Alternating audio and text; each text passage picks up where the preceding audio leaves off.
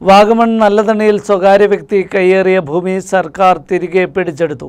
നല്ലതണ്ണി സ്വദേശി വിജയകുമാർ കയ്യേറിയ 4 ഏക്കർ ഭൂമിയാണ് ഒഴിപ്പിച്ചത്. വേലികെട്ടി തിരിച്ച ഏലവും മറ്റ് ദേഹണ്ണങ്ങളും കൃഷി ചെയ്തിരുന്നു. പേരുമേട് തഹസിൽദാർ MK ഷാജിയുടെ നേതൃത്വത്തിലുള്ള റവന്യൂ സംഘമാണ് ഒഴിപ്പിക്കൽ നടപടികൾ പൂർത്തിയാക്കിയത്.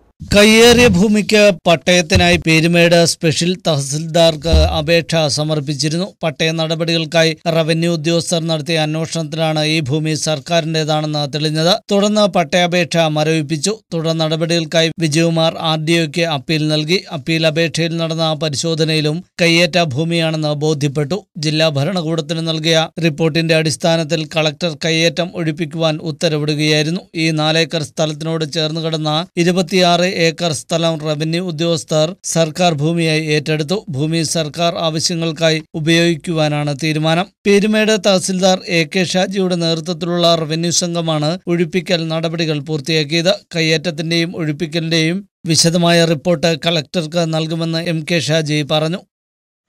ഏലപ്പാറ ജില്ലയിൽ നല്ലതണ്ണി എന്ന സ്ഥലമാണ്.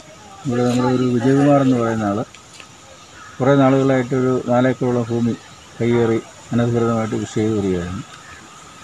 അപ്പോൾ അദ്ദേഹം ഇതിന് പട്ടയത്തിന് അപേക്ഷ സമർപ്പിക്കുകയും പട്ടയത്തിന് അർഹതയില്ലാന്ന് കണ്ട് സ്പെഷ്യൽ തഹസിൽദാർ അദ്ദേഹത്തിൻ്റെ പട്ടയത്തിൻ്റെ അപേക്ഷ നിരസിക്കുകയും ചെയ്തു. അദ്ദേഹം അതിനെതിരെ ബഹുമാനപ്പെട്ട RDOയ്ക്ക് അപ്പീൽ കൊടുത്തു. RDO ഈ കൊടുത്ത അപ്പീലും തള്ളി. വാഗമണ്ണിൽ സർക്കാർ ഭൂമിയിൽ നടന്ന കൂടുതൽ കയ്യേറ്റങ്ങൾ വരും ദിവസങ്ങളിൽ ഒഴിപ്പിക്കുമെന്നും റവന്യൂ വകുപ്പ് പറഞ്ഞു. പുള്ളിക്കാനം പ്രദേശത്തെ 50 ഏക്കറും സ്വകാര്യ റിസോർട്ട് ഉടമ കൈവശം വച്ചിരിക്കുന്ന 2.5 ഏക്കർ സ്ഥലവും ഉടൻ ഒഴിപ്പിക്കുവാനാണ് തീരുമാനം. അടുത്തതായി വ്യാജരേഖകൾ ചമച്ച സ്വകാര്യ വ്യക്തി കയ്യേറിയ 55 ഏക്കർ സ്ഥലം തിരികെ പിടിച്ചെടുക്കുവാനുള്ള നടപടികളാണ് നടന്നുവരുന്നത്. News bureau, Peermade.